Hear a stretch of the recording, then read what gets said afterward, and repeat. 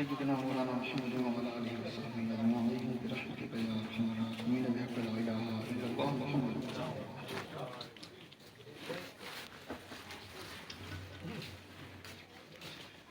जानते हैं कि अल्लाह और के जा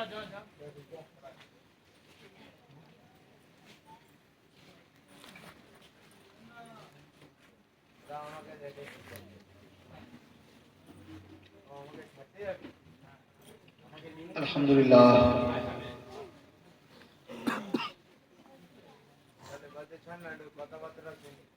अल्हम्दुलिल्लाह वकफ़ा व सलामुन अला इबादिहिल्लज़ीना इस्तफ़ा व बअद फ़क़द क़ाल अल्लाहु तआला अल-अज़ीम फ़ी किताबिहिल करीम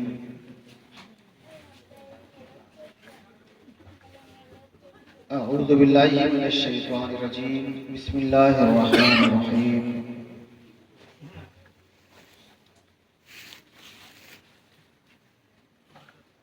या अय्युहल्लज़ीना आमनू तक़ुल्लाहा व कूनू मअस-सादिक़ीन सदक़ल्लाहु मौलाना अल-अज़ीम व सदक़ रसूलुहुन नबियुल अमीनुल करीम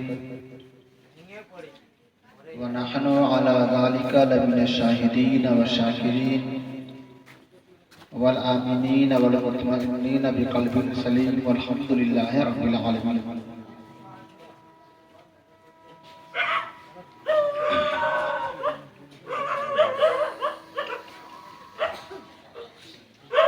अज़ीज़ान गिरामी, सामाईन व सामिआत,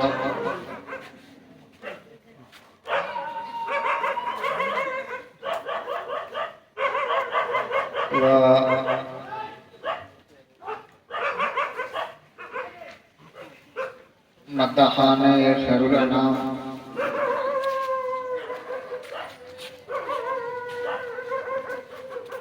व उलमा मशाइख, अस्सलामु अलैकुम व रहमतुल्लाहि व बरकातुहू।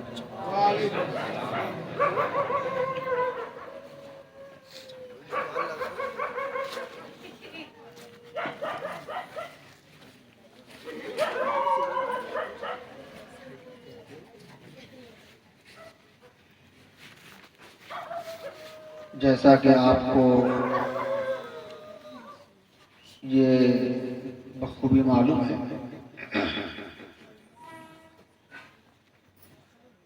कि आज की इस महफिल का इनेकाद अल्लाह के बरगज़ीदा वली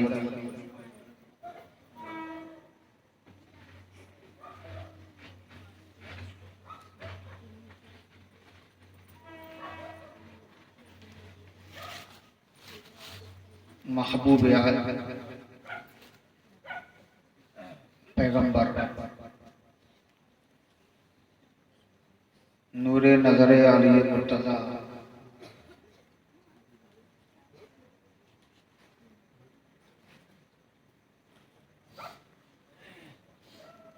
दिलबरे गौसे आज़म हुज़ूर सय्यदी सरकार सुरकाई रहमतुल्लाह अलैह की निस्बत से इस महफिल का इनेकाद किया गया है। अल्लाह रब्बुल आलमीन हुजूर सरकार सुरकानी रहमतुल्लाह ताला अलैह की रूहानियत और आपकी फैज़ व बरक़ात से हमारे क़ुलूब व जिगर व अज़हान को मुनव्वर व मुजल्ला फरमाए। और जिन भाइयों ने इस महफिल के इनेकाद में, दान में, दिर में, कद में, सुख में किसी भी तरीके से हिस्सा लिया है, उन तमाम की जायज़ तमन्नाओं को अल्लाह करीम अपने करम से पूरा फरमा दे और दारैन की सआदतों से उन्हें बराबर फरमाए।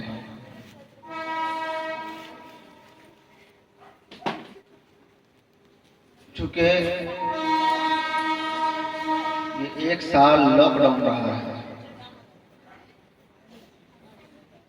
लॉकडाउन का मतलब ये हुआ कि घर में बंद पड़े रहे,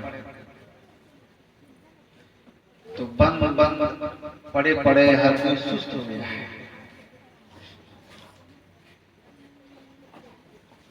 उस सुस्ती का असर देख रहे होंगे आप।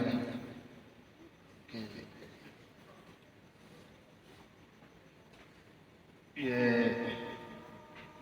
हर किसी पर ज़हनी लिहाज से भी, जिस्मानी लिहाज से भी देखने को मिलता होगा। लॉकडाउन से पहले जो रफ्तार थी, जो स्पीड थी, वो स्पीड हमारे अंदर बाकी नहीं, सुस्ती छाई हुई। वही सुस्ती दीनी कामों में छाई हुई है। इसी लॉकडाउन में बहुत सारे लोग घरों में पड़े रहे। लॉकडाउन का जो शुरू के कुछ दिन गुजरे,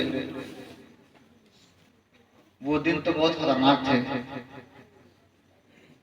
कहीं कहीं तो अपने फ्लैट, अपने कमरे, अपने रूम से बाहर निकलने पे मुसीबत थी।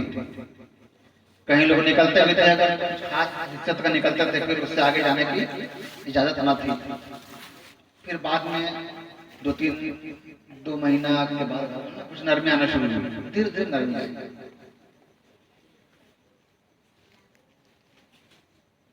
तो उस लॉकडाउन के दिनों में भी हम में से अक्सर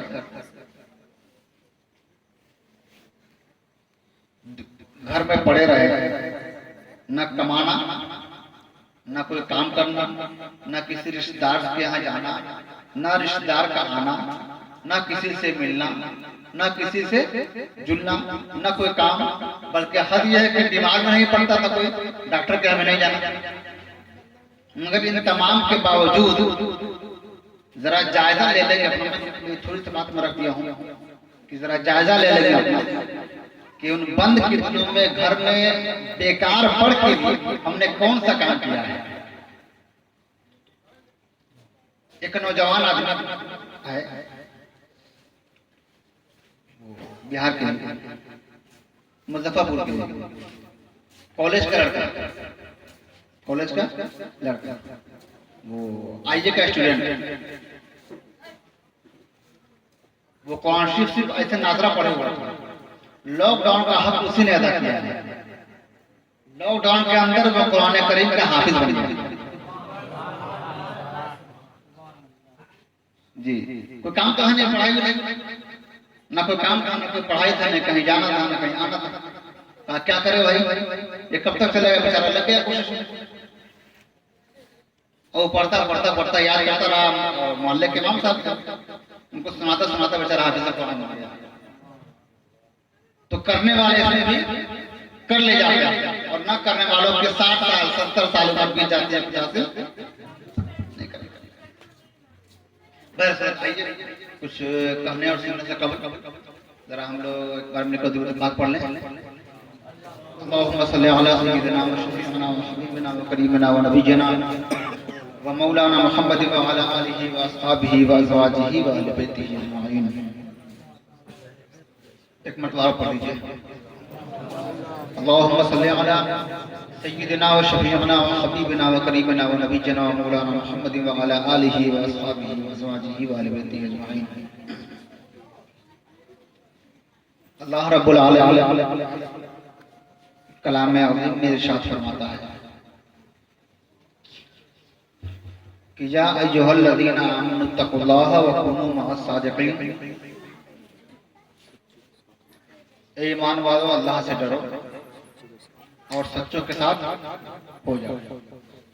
इस आयत करीमा को आपने बहुत बार बहुत मुकर्रर से बहुत तकरीर करने वालों से सुना होगा,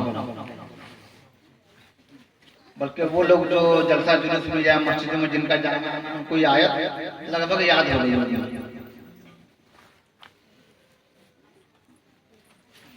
मगर जो गुफ्तगू आप इस पर सुने होंगे इससे मैं थोड़ी से हटकर कोशिश करता हूँ समझाने कि अल्लाह ताला ने इस आयत में 3 बातें बयान फरमाई हैं। एक, या अय्युहल्लज़ीना आमनू, ए ईमान वालों, क्या ए ईमान वालों।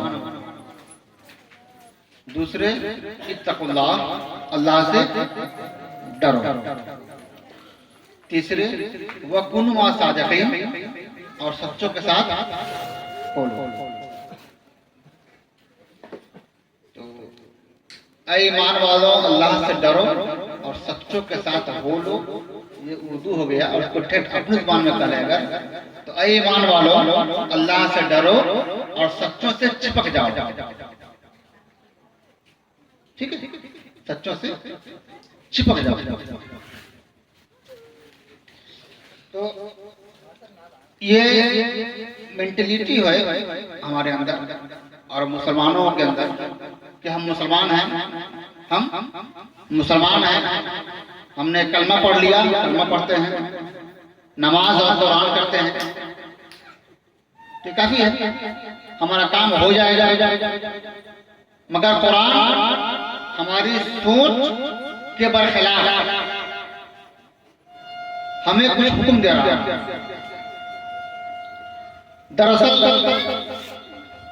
होना तो ये चाहिए था कि अल्लाह ताला ये कहता, ऐ लोगों, क्या ऐ लोगों तुम अल्लाह वालों से चिपक जाओ, या ऐ लोगों तुम अल्लाह से डरो।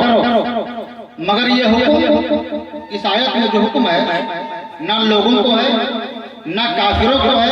पहले कहा ईमान वालों, मतलब वो जो ईमान ला चुके, वो जो कलमा पढ़ चुके, वो जो कुरान पढ़ते हैं, कुरान पढ़ते हैं, वो जो हदीस पढ़ते हैं, वो जो नमाज पढ़ते हैं, वो जो मस्जिदों में जाते हैं, वो जो काबा का हज करते हैं।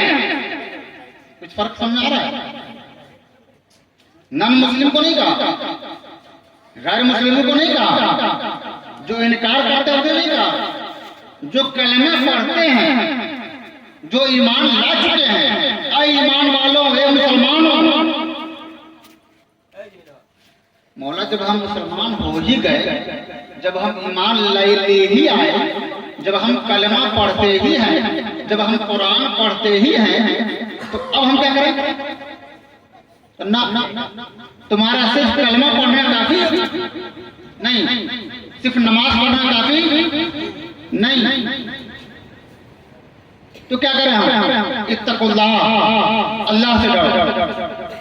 ए बाबा, डरा तो कोई ईमान लाएगा, डरता नहीं तो ईमान क्यों लाता? मान लिया तो हाँ, अब हो गया। अल्लाह तुझसे अगर डरने लगे, अल्लाह तुझे मान लिया, तुझे मान लिया, तुझसे डरने लगे, हम तकवा इख्तियार कर लिए, अब क्या करें? तो अभी भी काफी नहीं है, ना ईमान काफी, ना तकवा इख्तियार करने काफी।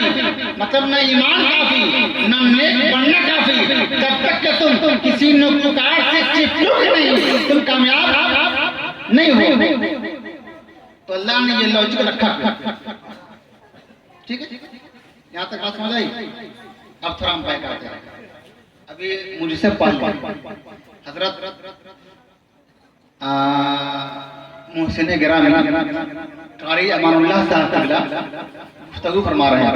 मैं यहाँ से अपनी गुफ्तगू का आगाज करता हूँ। गुफ्तगू फरमा रहे थे तो आपने फरमाया कि पानी क्या पानी का खाल से गुजरता है, फिर नहर से गुजरता है, फिर दरिया से गुजरता है, फिर समुद्र में पहुंचता है ना। तो ये पानी जब तक खाल में होता है तो खाल का पानी कहलाता है। जब ये पानी नहर में पहुंच जाता है तो क्या कहलाता है? नहर का पानी कहलाता है। जब ये पानी दरिया में पहुंच जाता है तो क्या कहलाता है? दरिया का पानी। जब ये पानी समुद्र में पहुंच जाता है तो क्या कहलाता है? पानी बदला क्या? पानी नहीं बदला। वही पानी अगर आपके घर में बाल्टी में चला गया तो बाल्टी का, वही पानी अगर जग में चला गया तो जग का पानी, वही पानी अगर गिलास में चला गया तो गिलास का पानी। पानी बदला? पानी तो पानी, पानी तो पानी। पानी जगह बदली, सिर्फ जगह बदली,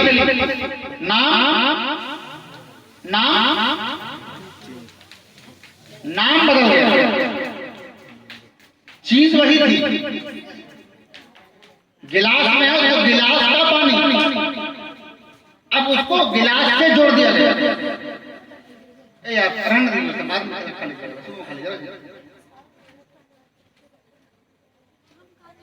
गिलास में है तो गिलास का पानी, जग में गया जग का पानी।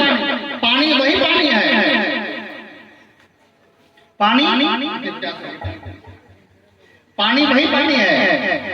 जगह बदल दिया पानी ने तो नाम बदल गया, चीज नहीं बदली।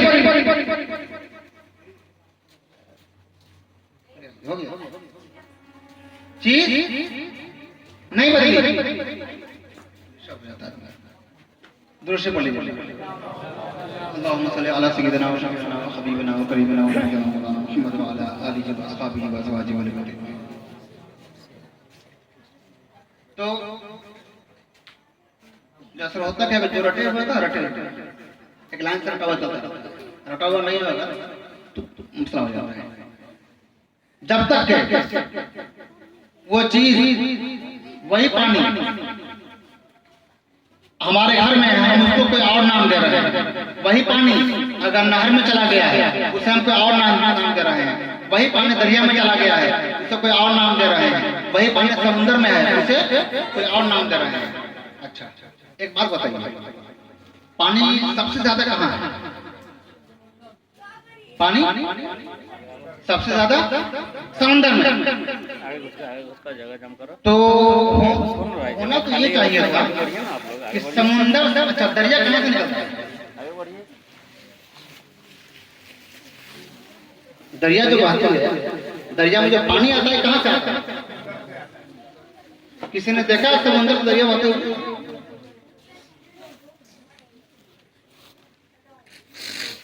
वहां सब ये नहीं करेगा। कभी देखा आप लोगों ने समुद्र से दरिया बहते हुए? गंगा नदी है ना, कहां से आता है पानी? पानी कहां से आता है गंगा नदी में?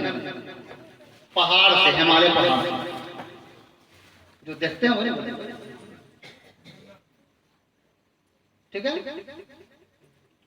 पहाड़ से पानी निकला, वहां क्या कहलाता है? वो चश्मा।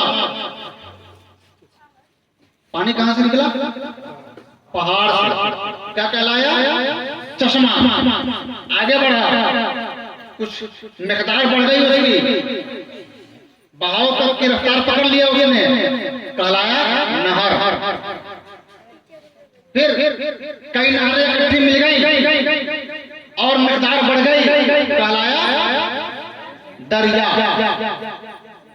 अब दरिया बहते बहते जाकर एक बहुत बड़े इलाके में मिल गया, क्या कहलाया? समंदर। तो पानी की सबसे ज्यादा क्वांटिटी, पानी की सबसे ज्यादा मिकदार तो समुद्र के अंदर होना तो ये चाहिए था कि जमीन पर जितने दरिया बह रहे हैं सारे दरिया में समुद्र का पानी उड़ कर ये ना होना चाहिए था, क्योंकि पानी तो समुद्र के पास है। तो समुद्र से पानी निकलता, वो पानी निकलकर जमीन वालों की जरूरत को पूरी करता। मगर समुद्र से पानी निकलते हुए मैंने तो नहीं देखा है भाई, आप लोगों ने कहीं देखा होगा? इस बात समझ में आई? इधर का ये एंगल देख लिया, जरा उधर पलट जाए पहाड़ की तरफ, वो क्या है? पहाड़। क्या है? पहाड़। वहां पे है क्या? पत्थर। क्या है? पत्थर। पत्थर को पानी से क्या मतलब है?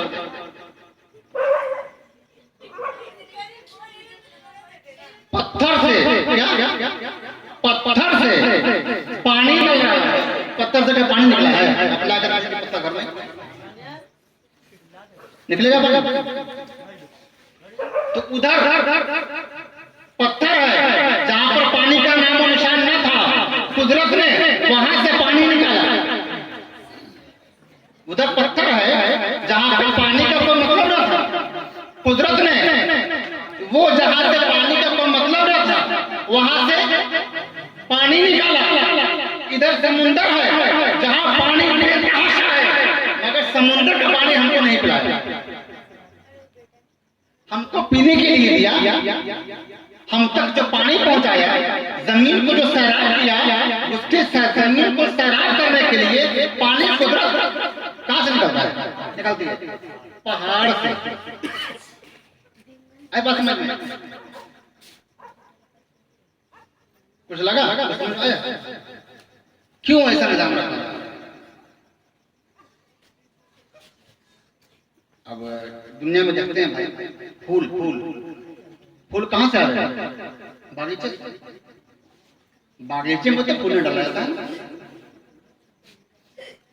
तो पानी समुद्र से आता, मगर कुदरत पानी को समुद्र में पहुंचा रही है। अल्लाह इस पानी को समुद्र में पहुंचा रहा है।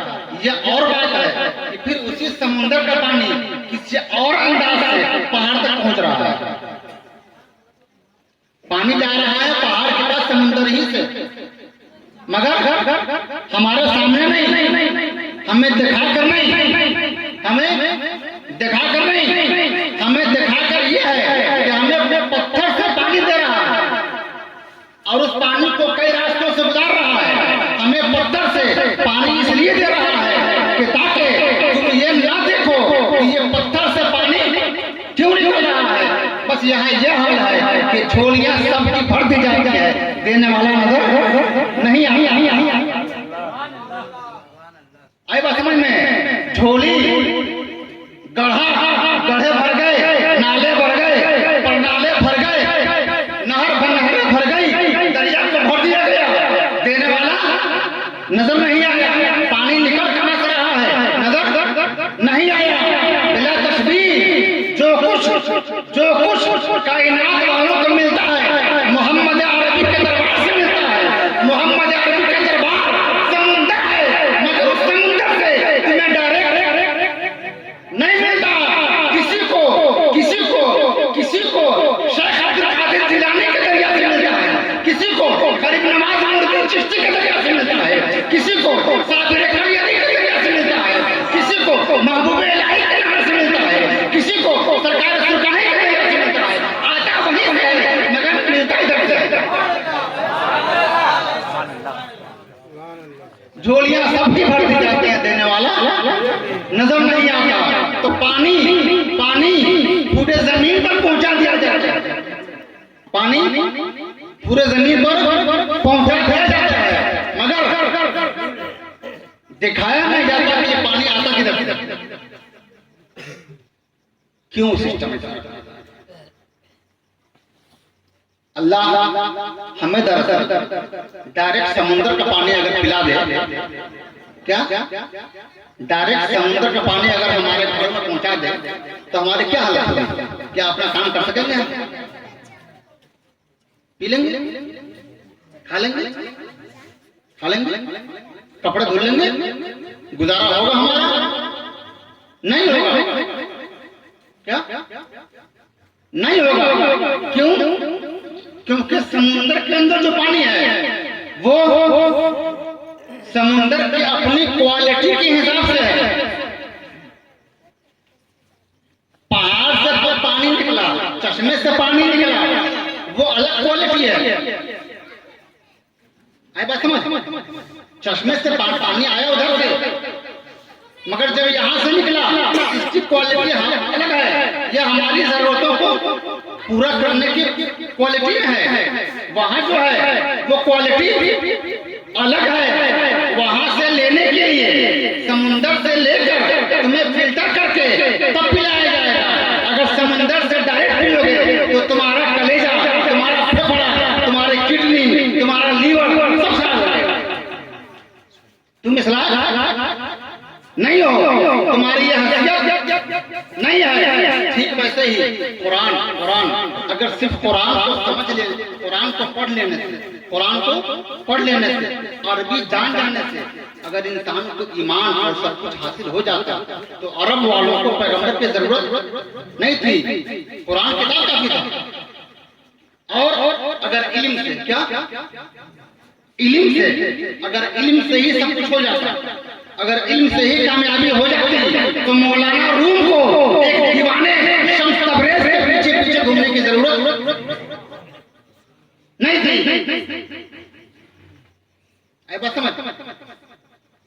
तो ना इल्म काफी ना कुरान काफी, जब तक के इल्म वाले और कुरान वाले, इल्म वाले और कुरान वाले इनका सीना वहां के नूर से रोशन है, उससे राबता ना हो, काफी नहीं, काम नहीं, बिगड़ी नहीं बने। इसीलिए अल्लाह ने फरमाया कि या अय्युहल्लज़ीना आमनू तक़ुल्लाह व कुनू मअस सादिक़ीन, ऐ ईमान वालों तक़वा इख्तियार करो, अल्लाह से डरो और सख्तों से चिपक जाओ। अब ये पानी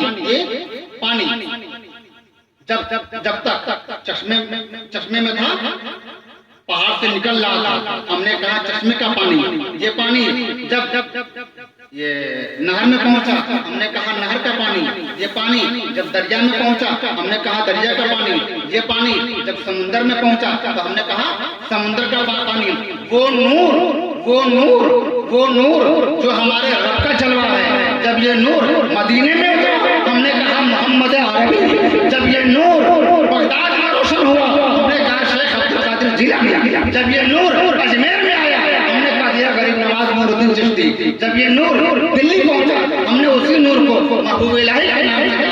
जब ये नूर बरेली पहुंचा, हमने उसी नूर को अहमद रजा कर दिया। जब ये नूर देवा पहुंचा, हमने उसी नूर को वारिस पाक कर दिया। जब ये नूर कलियर पहुंचा, हमने उसी नूर को साबिर कलेरी कह दिया।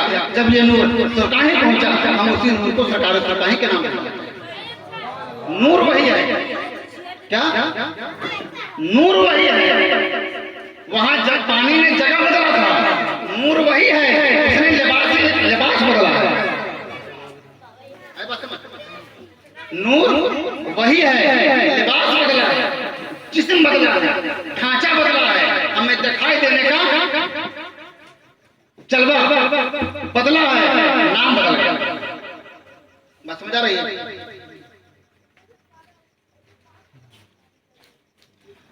तो ये डिफरेंट कभी नहीं करना चाहिए कि वो ऐसे हैं और वो ऐसे हैं। दरअसल पता नहीं माहौल नहीं बन रहा, आपको कुछ समझ में नहीं आ रहा है। तो यहाँ का तो माहौल बड़ा अच्छा रहता है, मैं इस बार सन्नाटा।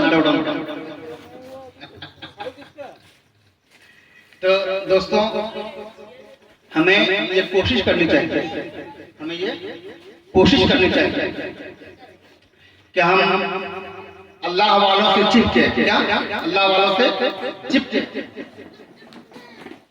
अल्लाह वालों से चिपके, और चिपके इस तरीके से, ऐसा चिपके कि उनका रंग हम पर चढ़ जाए। जब तक रंग नहीं चढ़ता, जब तक रंग नहीं चढ़ता तो मजा भी नहीं आता। मैं एक बात करता हूँ और एक मिसाल दे रहा हूँ।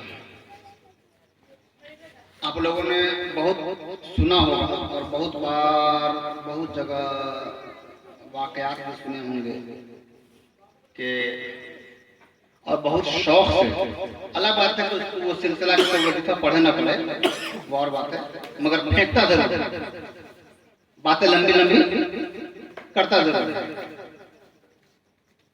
बहुत लोगों के मुंह से आपने सुना होगा, और खासकर वो लोग जो पीरी मुर्दी सिलसिले के लाइन में हैं, बहुत लोगों को गुफ्तगू भी करके सुना होगा कि एक चीज होती है फना और बका। क्या फना और बका। और जिन बेचारों को, जिन बेचारे मुरीदों को या खलीफा साहिबान या पीर साहिबान को, जिनको न फना के फेर से कभी लेन देन हुआ, न बका के बेग की बू लगी है, मगर उनको भी देखिएगा फना और बका के बारे में गुफ्तगू करते होंगे। क्या मामा सही कर रहा हूं? आपकी इतनी उम्र हो गई, आपने बहुत मुरीदों को, बहुत सिलसिले के लोगों को देखा होगा फना और बका के मौजू पर बात करते रहते हैं। अच्छा, और बहुत मुरीदों से, बहुत मुरीदों ने बहुत पीर साहब लोगों से पूछा होगा, है ना, और बहुत जगह तकरीरें भी सुनी। दरअसल ये नुकता मैं सिर्फ नसीम भाई के बयान कर रहा हूँ, बेचारे फिर उनको सुनने का मौका नहीं मिलेगा। बात ध्यान में आगे तो मैं रखता, इसको मैं समझाता हूँ कि ये फना क्या है, ये बका क्या है, और इंशाअल्लाह आप ऐसा समझेंगे कि फिर दिमाग में निकलेगा, समझ जाएंगे। एक तो वाकया बहुत सुने होंगे आप कि हुजूर सरकार साबिर पाक रहमतुल्लाह तआला अलैहि का वाकया कि साबिर पाक से उनके मुरीद हज़रत शाह शमसुद्दीन तुर्क-पानीपती रहमतुल्लाह अलैहि ने पूछा फना क्या है, बका क्या है। तो आपने कहा था कि मेरे जनाजे की नमाज जो पढ़ाने आएगा उससे पूछ लेना। जब आपका विसाल हो गया, जनाजा रखा हुआ तो सफ लगाया कर वसीयत के मुताबिक। फिर एक घुड़सवार आया, उतरा, चेहरे पे रुमाल डाले हुए खड़ा हो गया, नमाज पढ़ाया, वापस करता घोड़े पे चढ़ने लगा। शाह शमसुद्दीन ने आगे बढ़ता लगा, थाम लिया घोड़े पे, अगर बाबा जा तो रहे हो, मेरे पीर मुर्शिद अल्लाह के घोड़े बड़ी बड़े मशहूर गुजरे हैं, जरा अपना नाम तो बताते हो जाओ कि कम से कम कोई पूछे कि सरकार साबिर पाक का जनाजा किसने पढ़ाया, तो बताया तो किसने पढ़ाया। तो जो जनाजा पढ़ाने आया तो उसने नकाब उठा दिया। तो जो जिस्म, जो शक्ल, जो सूरत सामने मैयत की थी, वही शक्ल, वही सूरत, वही जिस्म यहाँ घोड़े घोड़े। जो वहां था वही यहाँ था। मतलब क्या हुआ? क्या मतलब? क्या मतलब हुआ? नहीं समझ आया। अच्छा, तो जो वहां था वही यहाँ था। तो फिर शाह शमसुद्दीन ने चेहरा देखा, अकटक हो गए, हक्का बक्का रह गए। फिर कहा था कि सोच में पड़ गए। उस घोड़सवार ने कहा कि शमसुद्दीन, तुमने पूछा था ना कि फना क्या है, बका क्या है। वो जो पड़ा हुआ है वो फना है, जो घोड़े पे बैठा है। ठीक है ना, समझ आई? नाम बोलना जरूरी नहीं, कितने समझ तो है। वो जो लेटा हुआ है वो भी साबिर है, ये जो घोड़े पर है ये भी साबिर है। तो ये वाकया सुने होंगे आप, मगर इस वाकये से आपको असल फना और असल बकरा या उसकी हकीकत आपके समझ में नहीं आई है। एक बार दुरूद शरीफ पढ़िए बताता हूं। अल्लाहुम्मा सल्ली अला सय्यिदिना व शफीना व हबीबिना व करीमिना व नबीना मुहम्मद व अला आलिहि व अस्हाबिहि व अज़वाजिहि व अज़वाजिहि अजमाइन। एक भट्टी हो, क्या भट्टी, भट्टी देखिए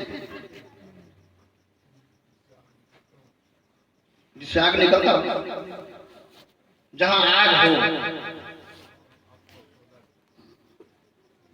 जहां आग हो। अब वो भट्टी छोटी हुई या बड़ी हुई, या उससे बड़ी या खूब बड़ी हुई, जहां खूब आग हो, आग की भट्टी, कोयले की आग हो, बिजली की आग हो, लकड़ी की आग हो, किस चीज की आग हो, भट्टी, ठीक है। भट्टी में शोले दहक रहे हैं, एक भट्टी है आपके सामने, शोले दहक रहे हैं, उसमें आग के चिंगारे दहक रहे हैं, आग लाल लाल है। उस आग में ये कितना बड़ा लोहा उठाकर डाल, बात समझ, उस आग में लोहा उठाकर डाल, क्या होगा?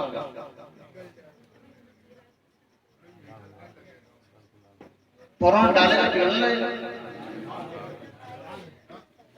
जब आप उस आग में, आग की भट्टी में, जहां आग की चिंगारियां दहक रही हैं, जहां आग के शोले दहक रहे हैं, जहां आग भड़क रही है, आप लोहा डालो। जैसे जब डालोगे पहले लोहा गर्म होगा, क्या होगा? गर्म होगा। फिर उस लोहे पर जैसे जैसे आग का असर होगा, असर होता हुआ वो लोहा एक बार लाल बन जाएगा। क्या कैसा बन जाएगा? लाल बन जाएगा। जब वो लाल होगा तो उस वक्त क्या वो आग और लोहे में कोई फर्क रहेगा?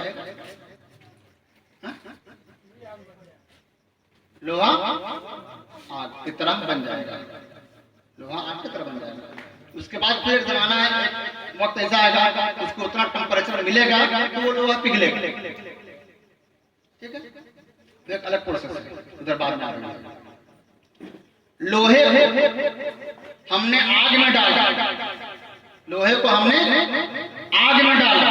जब लोहे को हमने आग में डाला, ये लोहा गर्म होना शुरू हुआ, गर्म होता हुआ ये लोहा लाल बन गया। उधर कोयला भी लाल है, आग की चिंगारियां भी लाल है, ये लोहा भी लाल है। तुम इस लोहे को आग कहोगे क्या कहोगे? ये लोहा आग है या नहीं? अब मैं पूछता हूं, ये लोहा आग है या नहीं? गलत डाला तो हमने लोहा है, आग कैसे? ये लोहा जो भट्टी में डाला ये आग है या नहीं? नहीं समझ? बोलिए, ये लोहा जो भट्टी में डाला है या नहीं? ये आग नहीं, क्योंकि हमने लोहा डाला है। ये आग नहीं है, तो छू के देखो, आग नहीं है, छू के दिखा। जो काम आग करेगी वो काम ये करेगा। बात समझ, जो काम बोलो बोलो बोलो बोलो बोलो, अभी समझ में नहीं आया। जो काम आग करेगी वो काम ये लोहा करेगा।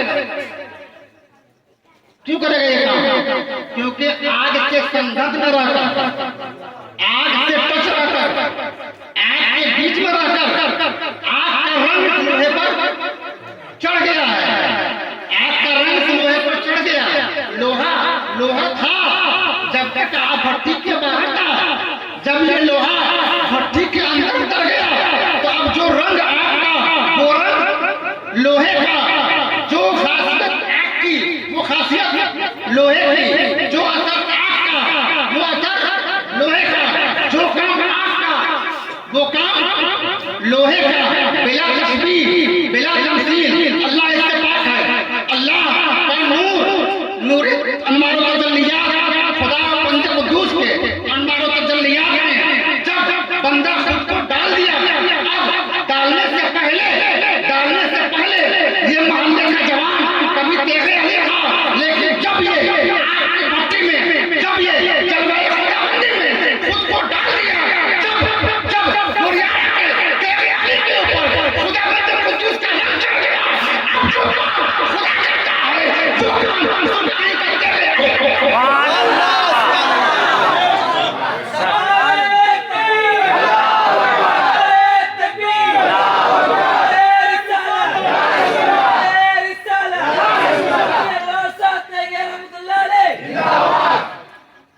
जो काम खुदा करता है वो काम ये खुदा वाला करता है। आई बात समझ? खुदा अगर देता है, खुदा देता है, ये भी देता है। खुदा लेता है, ये भी लेता है। खुदा बांटता है, ये भी बांटता है। खुदा जिंदगी देता है, ये भी जिंदगी देता है। खुदा मौत देता है, ये भी मौत देता है। खुदा मुनव्वर करता है, ये भी मुनव्वर करता है। खुदा फैज़याब करता है, ये भी फैज़याब करता है। खुदा औलाद देता है, ये भी औलाद देता है। मगर ये इसकी अपनी ताकत नहीं है, ये उसकी ताकत है। ये उसके संगत का असर है, ये उसके फैज का असर है, ये उसके फैजान का असर है, ये उसके रंग का असर है, ये उसकी सोहबत का असर है, ये उसके संगम का असर है, ये उसके साथ रहने का असर है। लोहा आग नहीं हुआ, मगर लोहा आग से अलग नहीं है। जो पागल कहे कि लोहा आग से अलग है, उसके हाथ में लोहा दबा दो। आई बात समझ? जो कहे कि लोहा आग से अलग है, उसके हाथ में लोहा दे दो, फिर समझ आ जाएगी ये बात कि लोहा आग से अलग है या नहीं। और जो कहे कि लोहा आग बन गया, उसकी खोपड़ी डाल दो कि ये लोहा था, डाला गया। तो बंदा बंदा बंदा होता है, चाहे वो कितना बड़ा हो जाए। ऐसा समझ? बंदा बंदा होता है, चाहे जितना बड़ा हो जाए। खुदा खुदा है, चाहे जैसी भी हो। नहीं समझ आई?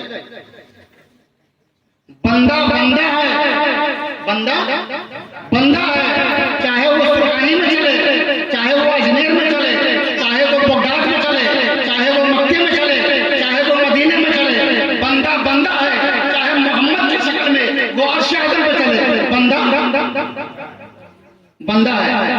खुदा खुदा है, वो अर्श पर गुफ्तगू करे, दूर पर गुफ्तगू करे, मदीने में मुस्तफा से सामने गुफ्तगू करे, गारे हरा पर गुफ्तगू करे। खुदा खुदा है। बंदा बंदा रहता है, मगर उन बंदों क्या? अब यहाँ का फर्क है। अब मैं समझता हूँ आपको। वो बंदा जो खुदा से मिल गया, जिस पर खुदा का रंग चढ़ गया, जो जालिम उस बंदे को खुदा से अलग करना चाहेगा, उसको वैसे ही बर्बादी होगी जैसे उस लोहे को उस आग से निकालने वाले का। क्योंकि आग ने इस लोहे को अपने आगोश में रखा है। आग उस लोहे के नीचे भी आग है, उस लोहे के ऊपर भी आग है, उस लोहे के दाएं भी आग है, उस लोहे के बाएं भी आग है। तुम जिधर से उस लोहे को नुकसान पहुंचाने की कोशिश करोगे, ये आग तुम्हें जला देगी। तुम जब उस लोहे को उस आग से दूर करने की कोशिश करोगे, वो आग तुम्हें जला देगी। लोहे की अपनी तासीर नहीं है, लोहे की अपनी तासीर नहीं है। तो लोहे का आग में भट्टी में जाना, लोहे का भट्टी में जाना और खुद अपनी हस्ती मिटा देना, ये फना है। फना क्या है? जब ये लोहा लोहे का भट्टी में जाकर अपने खुद को मिटा देना, ये फना है। और उसे आग के नाम से जाना, आग का उस पर रंग चढ़ जाना, ये बता न वो उससे अलग है, न वो है। वो फिर भी वो है, फिर भी वो है। आई बात समझ? कोई शक नहीं। मगर ये होता कैसे? तो मैंने शुरू में कहा था कि पहले लोहा कहाँ जाता है? आग में। जब लोहा आग में जाता है तो होता क्या है? गर्म होता है। एकाएक पूरा लोहा गर्म हो जाता है? धीरे धीरे गर्म होता है। ठीक है, धीरे धीरे गर्म होता है। और गर्म होने के नतीजे में उस लोहे की गत बन जाती है। ठीक है? तो वैसे ही जब अल्लाह का कोई बंदा या जिसको भी अल्लाह की कुर्बत चाहिए, जिसको भी अल्लाह की कुर्बत चाहिए, उसे अल्लाह वाले के करीब होना पड़ता है। जब वो उसके करीब होगा, जब वो उसकी संगत तय करेगा, जब वो उसके साथ जाएगा, तो अब उसके सीने में जो आग है, क्या है? क्या आग है? किसकी आग? इश्क की आग। इश्क की आग है उसके सीने में, उसके दिल में जो इश्क की आग है। जब उसके उस आग में, उस इश्क की आग में जब तुम्हारा दिल डाला जाएगा, तो फिर उसकी गर्मी तुम्हारे ऊपर पड़ेगी। जब वो गर्मी तुम्हारे ऊपर पड़ेगी, तो वो गर्मी कभी तुम्हें इधर धकेलेगी, कभी तुम्हें उधर धकेलेगी। कभी तुम्हें सुकून मिलेगा, कभी तुम्हें बेचैनी होगी, कभी तुम पर कोई हालत तारी होगी, कभी तुम पर कोई हालत तारी होगा। फिर धीरे धीरे तुम्हारे अंदर गर्माहट महसूस होगी, फिर तुम गर्म हो जाओगे। फिर वो उसका असर बढ़ते बढ़ते जब तुम्हारे दिल से बाहर निकलेगा, अब वो असर तुम्हारे जिस्म में दाखिल होना शुरू होगा। मैं समझाता हूँ। वो एक नूर है। क्या है? एक नूर है जो पीर मुर्शिद के कलेजे में है। खुद तुमने अपने दिल को पीर मुर्शिद के हवाले कर दिया। ठीक है? पीर मुर्शिद के हवाले कर दिया। मैं समझाता हूँ। साबिर पाक अपने पीर मुर्शिद बाबा फरीदगंज शकर रहमतुल्लाह अलैह के पास गए। ठीक है? आपको वो समझ में आ जाएगा कि ये कौन है वो बाबा। मैं उधर शुरू किया था, ईमानदारी ये है कि मैं उधर ही खत्म करूंगा। गए, साबिर पाक ने अपना दिल बाबा फरीद के हवाले कर दिया। बोले सुबह इस पर सुभान अल्लाह बोल दिया। मैं कभी नहीं कहा, मगर ये बात ऐसी थी। मैं जिंदगी में पहले था किसी को सुभान अल्लाह करने के लिए। साबिर पाक ने अपना दिल अपने महबूब, अपने मुर्शिद के हवाले कर दिया। अब गंजे शकर ने, बाबा फरीद गंजे शकर ने एक नूर निकाला अपने कलेजे से। इश्क की एक चिंगारी निकाली। वो चिंगारी साबिर पाक के दिल में डाल दी। ठीक है? अब क्या होता है? इधर डाल दिया, उधर पंखा चलना शुरू कर दिया। आपको धकाने के लिए पंखा चलते हैं ना भाई? आपको धकाने के लिए पंखा चलते हैं। पंखा चलना शुरू हुआ। ये आग दहकने लगी। दहकते दहकते आग का शोला तेज होते ये आग दिल से ऊपर निकल गई। आग जब धकेगी, जब आप पंखा चलेंगे तो आग धकेगी। भड़कते जलाने के लायक जितनी चीजें सबको जला देंगे, वहां तक फैल जाएगी। जहां तक लकड़ी हो गई या जलने के लायक चीज होगी, वहां तक फैलेगी। चिंगारी एक डाली जाती है। इसको नोट कीजिएगा। कहीं भी आग लगाना हो, अगर ये सबक है आपको, कहीं भी आग लगाना होगा तो पूरे आग को उठाकर नहीं डाल दिया जाता है। वो गधा मुरीद होता है जो वो सोचता है कि पीर से हमने कुछ नहीं दिया, झूठा है, फसादी है, बेहुदा है, कमीना है, वो मुरीद ही नहीं है, चौपट है। आई बात समझ में? किसी को पूरा उठाकर नहीं मिलता। क्या नहीं मिलता? क्यों? क्योंकि आग लगाने के लिए, जैसे एक चूल्हा जलाना है तो दूसरे चूल्हे के पूरे आग डाल दो। क्या करते हैं बताइए? उसमें से थोड़ी सी आग लेते हैं ना, थोड़ी सी आग लेते हैं। दूसरे चिराग को जलाने के लिए, दूसरे मोमबत्ती को जलाने के लिए ये पूरी मोमबत्ती को चढ़ दोगे उसमें? नहीं, उससे थोड़ी सी आग निकालेंगे, यही ना होता है। तो थोड़ी सी आग निकाल के उसमें डाल दिया। अब वहां मेहनत की जाती है, बगैर मेहनत के बाद नहीं बनती। कभी होता है ऐसा भी, अगर कोई लकड़ी पूरी सूखी हुई है तो फौरन खुदा को करता है। ये भी होता है। हमेशा पंखा नहीं चलना पड़ता, मगर पंखा भी चलना पड़ता है। और कभी फौरन आग लग जाती है, कभी आग लगाने में बहुत वक्त भी लगता है। बात समझ? अब जब वहां डाल दिया जाता है चिंगारी को, वहां झलो जलते जलते आग फैलते फैलते फैलते फैलते पूरे को जला देती है, पूरे को रोशन कर देती है। अब सरकार गंजे शकर ने एक नूर की चिंगारी निकाली, साबिर कलियरी के दिल में डाल दिया। अब ये नूर बढ़ता बढ़ता बढ़ता बढ़ता दिल से निकला, दिल से निकला दूसरे मकाम पर गया, मकामा से मांगो तो आपको नहीं पड़ेगा। दिल से निकला उनके जिस्म में, उनके जिस्म में बोलिए ना फैल गया।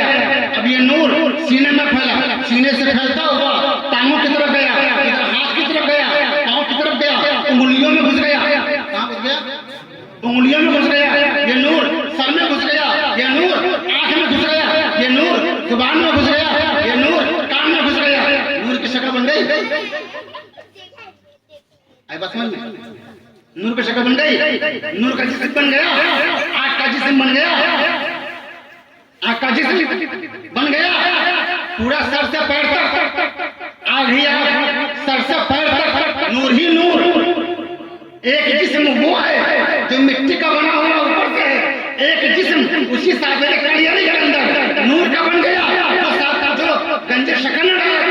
अब वो नूर, वो जिस्म जो खाक था, वो जिस्म था जो मां के पेट से पैदा हुआ था, ये जिस्म जो घोड़े पे था, ये जिस्म जो नमाज पढ़ा था, ये वो जिस्म था जो गंजे शक्ल में बना।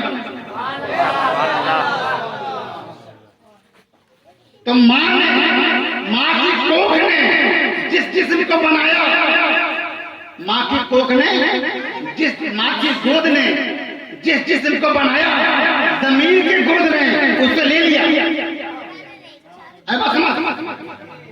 मां की गोद ने जिस जिस्म को बनाया था, जमीन की गोद ने वो हाथ फैलाकर उस जिस्म को ले लिया। गंजे शकर ने, पीर के सीने ने जिस जिस्म को बनाया, उससे जमीन की कोख न ले सके। क्यों नहीं लिया? क्यों नहीं लिया? मिट्टी कहीं आग पड़ी है? वो जिस्म जो मां की कोख से पैदा हुई थी, वो जिस्म मिट्टी से बनी थी, इसलिए उसने मिट्टी ने ले लिया। वो जिस्म जो साबिर पाक जो गंजे शकर के दिए हुए नूर से बना था, वो जिस्म जो क्या अल्लाह के नूर का था, तो जमीन के अंदर ही ताकत नहीं कि खुदा के नूर को उठा सके। वो जब गए खुदा था, खुदा के साथ ही हो सकता है, दूसरी जगह नहीं। और कुछ जगह पर रखने के लायक नहीं है। तो वो जिस्म जो मिट्टी से बना था, फना उसके लिए था, क्योंकि वो मिट्टी से बना था, तो मिट्टी में जाकर फना हो गया, मिट्टी में जाकर फना हो गया।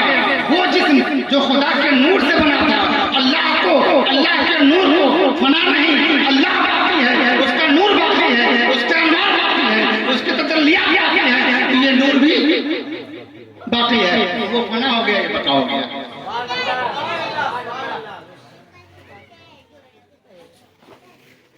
बात खोपड़ी शरीफ में अब अपनी खुशी है, क्या है? अपनी खुशी है, चाहो तो बचो, चाहो तो डूब मरो। नहीं, अपनी खुशी है, चाहो तो जमीन में कीड़े खा जाए, बस वहीं तक रह जाओ। चाहो तो फिर अगर जीने की तमन्ना है तो ऐसी जिंदगी जियो कि हमेशा जियो। ये क्या जीने की तमन्ना हो गई यार? 60 साल, 70 साल, 80 साल, 100 साल, 120 साल जिएंगे। हमको भी जीने की तमन्ना होती है ना, हम लोग को तमन्ना है। कोई चाहता है मरना, जो मरना चाहता है हाथ उठाए। कोई चाहता है मरना, जो मरना चाहता है हाथ उठाए, मरना रहता है। बोले अल्लाह भेज दे, नहीं चाहता मरना। तो भाई जब मरना नहीं चाहता तो जिंदगी चाहते हो, जिंदगी ऐसे चाहो ना कि हमेशा जिंदा रहो। अगर चाहत ही रखनी है तो ऐसे रखो। ये क्या चाहता है कि बस कुछ जिंदा रहा हो गया?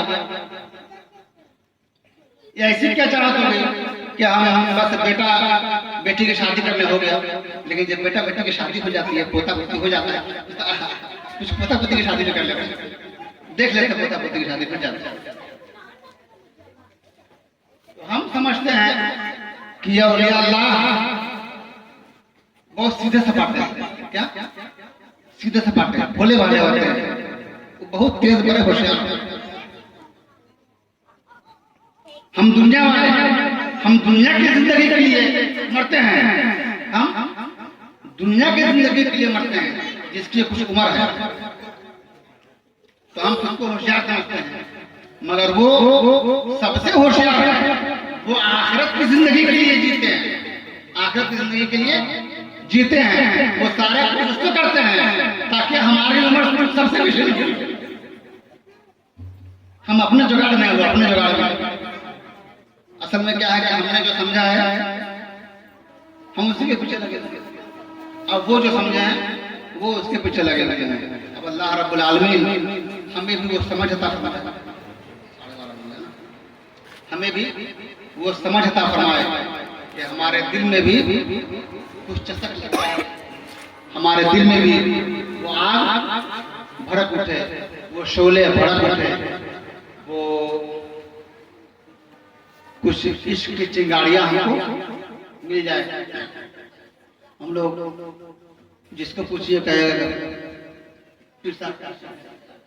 सिलसिले के आशिक हैं, बुजुर्गों के आशिक हैं। क्या है? बुजुर्गों के आशिक हैं, औलिया अल्लाह के आशिक हैं, रसूलुल्लाह के आशिक हैं, अल्लाह के आशिक नहीं है। बोलना बोलना। कोई आदमी ऐसा है जो अल्लाह का आशिक नहीं है तो हाथ उठावे। कोई ऐसा है जो रसूलुल्लाह का आशिक नहीं है, है ना? लेकिन अगर पूछा जाए कितनी बातें मानते हैं तो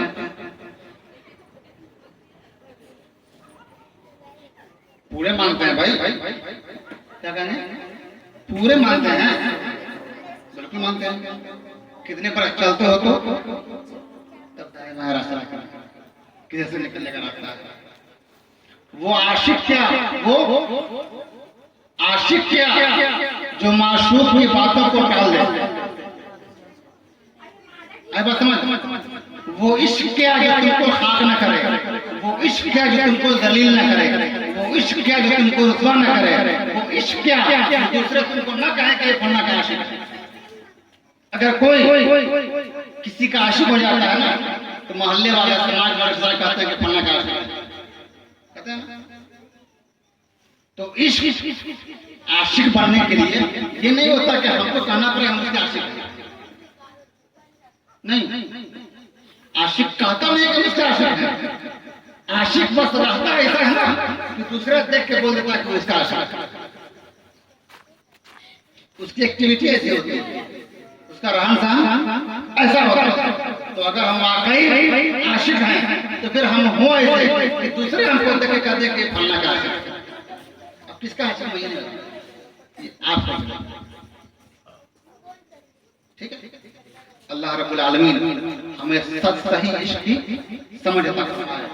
अल्लाह रब्बुल आलमीन हमें औलियाए सलासे बिखुसूस हज़रात मशाइख़ सिलसिला आलिया कादरिया तेगिया की बरक़ात से मुस्तफ़ीद फरमाए।